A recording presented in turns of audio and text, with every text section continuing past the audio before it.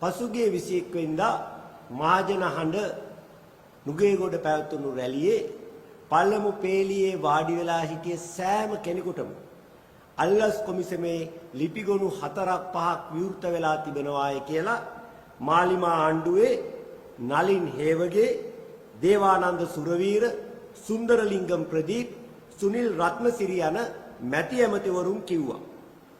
මමත් වාඩි වෙලා හිටියේ පළවෙනි පේලියේ තමයි. මට විරුද්ධව අල්ලස් කොමිසමේ තියෙන ලිපිගොනු 4ක් 5ක් නෙවෙයි එකම එකක් ගැන සඳහන් කරන්නයි කියලා ඒ මැති ඇමතිවරුන්ට මම අභියෝග කරනවා. අද මේ මොහොතේ නෙවෙයි 1994 අල්ලස් කොමිසම පිහිටපු දවසේ සිට අද දක්වා කිසිම දිනක අපට එරෙහිව අල්ලස් කොමිසමේ ලිපිගොනුවක් විවෘත වෙලා නැති බව අපි ඊටාම අවධාරණයෙන් මාලිමා ඇමතිවරුන්ට සිහිපත් කරනවා. අපි හොරකම්, මැරකම්, සල්ලාලකම් කරලා නැති නිසා තමයි බය නැතුව ලංකා ඉතිහාසයේ බිහි වුණු දූෂිතම ජනාධිපතිවරයා අනුර දිසානායක මැතිතුමායි කියන එක කියන්නේ. ඒ වගේම බය නැතුව මාලිමා ආණ්ඩුවේ ඇමතිවරුන්ගේ දූෂණ රටට හෙළිදරව් කරන්නේ. අනුර ජනාධිපතිතුමා ලංකා ඉතිහාසයේ බිහි වුණු දූෂිතම ජනාධිපතිවරයාය කියලා නුගේගොඩ රැළියේ මම ප්‍රකාශයට පත් කළාම මාලිමාවේ හැමෝම වගේ වියරු වැටිලා. මාලිමා ඩෝබි බලකාය මට මාරාන්තික ප්‍රහාර එල්ල කරනවා. ඒ වගේම අර ඩෝබි බලකායේ තියෙන වීරප්ප හදීසි කඩාපැනීමේ ඒකකය පුදුම ප්‍රහාරයක් එල්ල කරන්නේ. හැබැයි ඒගොල්ලෝ වියරු වැටුණත් මේක තමයි තිත්ත ඇත්ත.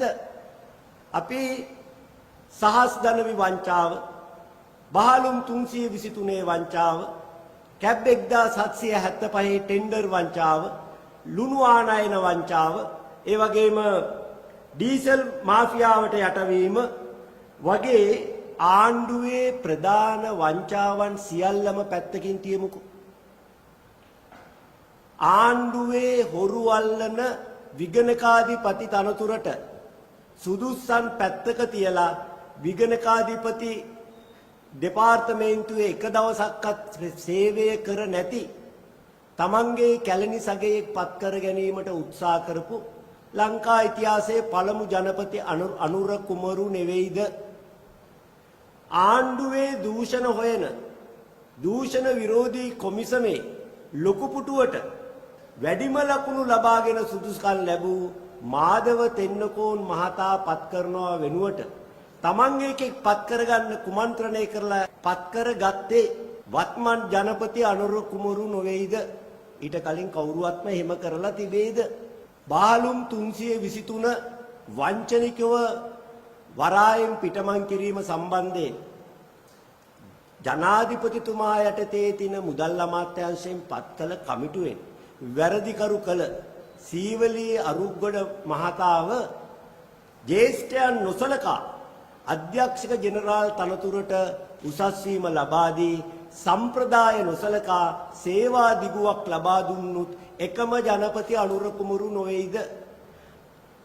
අනුර දිසානායක ජනපතිතුමනි, ඔබටත් වඩා දූෂිත ජනාධිපතිවරයෙකු ලංකාවේ සිටියේ නම් ඔහු කවුදයි නම් කරන මෙන් මම ඔබතුමාට අභියෝග කරනවා. සමහරු කිව්වා නුගේගොඩ පැවතියේ හොරුන්ගේ රැස්වීමක් කියලා. අපි අතර චෝදනා තිබුණු පමණින් ඒ අය හොරුයි කියලා අපිට කියන්න බෑ. මොකද මාලිමාවේ නායකයෝ කට ඇරියොත් කියන්නේ පට්ටපල් බොරු. මේ වෙන විට උගන්ඩාවේ සල්ලි, චිචීගේ රොකට් එක, චිචීගේ පවුම් 90 රත්තරන් මාලේ, රත්තරන් අස්වැයෝ, නාමල් රාජපක්ෂගේ ලැම්බෝගිනි 19 වැනි චෝදනා ගණනාවක් පට්ටපල් බොරුවේ කියලා ඔප්පු වෙලා හමාරයි. ඒ නිසා කාට එරෙහිව තියෙන චෝදනා ඇත්තද, කාට එරෙහිව තියෙන චෝදනා බොරුද කියන එක අපි දන්නේ නැහැ. ඒ නිසා අපිට දේශපාලනය කරන හැමෝමත් එක්ක අපිට කටයුතු කරන්න සිද්ධ වෙනවා. හැබැයි කවුරු හරි අපෙත් එක්ක හොරෙක් ඉන්නවා නම් ඒ අයට දඬුවම් කිරීමේ වගකීම තිබෙන්නේ අපිට නෙවෙයි, මාලිමා ආණ්ඩුවට. මොකද ඒ අය ගාව තමයි ලිපිගොනු 422ක් පුරවපු කැබ් එක තියෙන්නේ. අපි ගාව ඒ විනුතරතුරක් නැහැ. එහෙනම් ඒ අයට දඬුවම් කරන්න අපෙන් ඒකට කිසිම විරෝධයක් එල්ල වෙන්නේ නැහැ. හැබැයි අපිව බය කරලා, හිරේ දාලා, නතර කරන්න බැරි නිසා බොරු චෝදනා නගලා අපිව හිරේ දාන්න ආවොත් නම් ඒක මාලිමා ආණ්ඩුවට පාරා වලල්ලක් වෙනවාමයි කියන අනතුරු ඇඟවීම මේ අවස්ථාවේ කරනවා.